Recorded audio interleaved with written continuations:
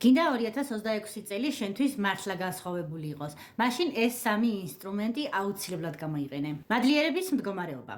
დააფიქრდი, რისთვის ხარ მადლიერი, რაც გაგაჩნია უკვე. გაანალიზე და დაწერე ფურცელზე. მადლიერების გრძნობა კიდევ უფრო ზრდის, რაც არის უკვე შენს ცხოვრებაში. მეორე, შურის ნაცვლად სიხარულის განცდა. გაიხსენე ის ადამიანები, ვინც არის წარმატებული და ამავდროულად მოგწონს შენ. ახლა მათ გულწრფელად უსურვე წარმატება. ეს შეგიძლია უბრალოდ შენთვის გააკეთო გულში.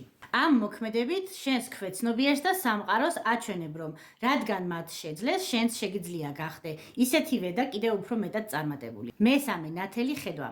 წარმოიდგინე ხედავს საკუთარ თავს, რომელმაც განახორციელა საკუთარი მიზნები. შეაბიჯე მასში და შეიგრძენი ეს მდგომარეობა.